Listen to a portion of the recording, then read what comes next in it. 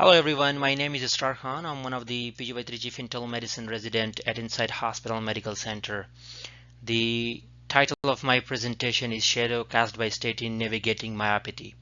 Let's jump right in.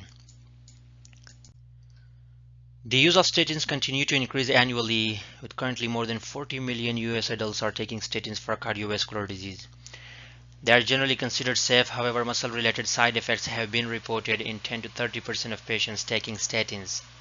These factors include advanced age above 80, female gender, low body mass index, African American or Caucasian ethnicity, and some underlying chronic comorbidities. Statin-associated autoimmune myopathy, or SAM, is rare but life-threatening disease, prevalent in 2 to 3 out of 100,000 patients per year.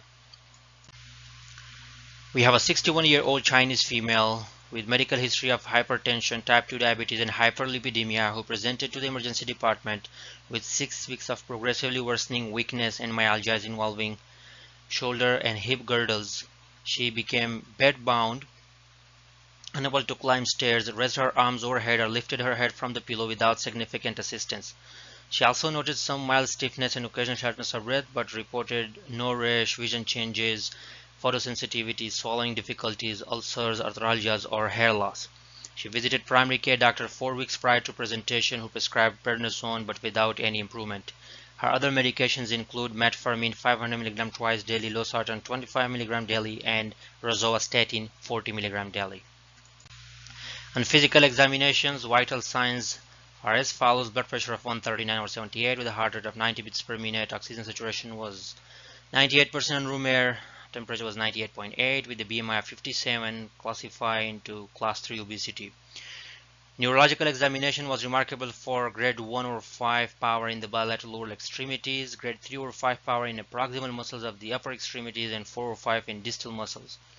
Both passive and active range of motion of upper extremities was limited to 80-90 degrees without any tenderness or sensory deficit. Deep tendon reflexes were normal in upper extremities. Diminished ankle reflexes were appreciated in lower extremities. However, knee reflexes were difficult to elicit due to body habitus and patient's uncomfort level. Reminder of the neurological examination and general physical examination were unremarkable. Laboratory findings revealed CK level of 15,000 unit per liter with elevated transaminases. ESR was high at 50 mm per hour. ANA was positive at 1:80 with cytoplasmic pattern. Complete blood count, renal function test, thyroid function test, M-cortisol, among other labs were unremarkable. ENA and myositis panel were negative. However, anti-HMGCR antibody level were positive. Brain and spinal cord imaging show no acute pathological findings. We developed several differential diagnoses which were ruled out one by one, and that includes adrenal insufficiency, Cushing disease, autoimmune vasculitis, hypothyroidism, polymyalgia rheumatica, Guillain-Barré syndrome, dermatomyositis, among others. Eventually, the patient was diagnosed with statin-associated autoimmune myopathy based on recent high-dose statin use, anti-HMGCR antibodies positivity. In this pyramid shows the severity and rarity of different grading of statin-associated myopathy with their CK levels and prevalence in general population. We discontinued rosuvastatin on admission, started IV fluid with normal saline and high-dose steroids in addition to physical therapy and occupational therapy. However, limited improvement overall was seen, as you can see the power assessment on a daily basis in both upper and lower extremities.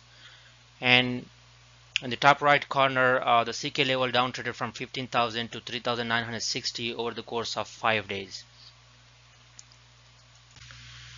So we switched IV steroids to oral prednisone, transferred the patient to another facility for IV immunoglobulins, muscle biopsy, and electromyography, the results of which were compatible with the SAM. And we also advise not to re-challenge with statins, but rather start non-statin therapy to lower LDL cholesterol. Substantial clinical improvement was noticed at 13 weeks follow-up, and she was able to walk with walker. SAM is characterized by symmetric proximal muscle weakness and myalgias with persistent CK elevation exceeding more than tenfold the upper normal limit. Diagnosing can be challenging due to its variable course. However, the mean duration of therapy before symptom onset is 6.3 months. And the key feature is the endurance of myositis and elevated CK level despite statin discontinuation, where statin-related myositis resolves after discontinuation of medication. Treatment is mainly immunosuppressive with the steroid-sparing drugs as well as IVIG, and recovery time varies but usually takes 2 to 3 months.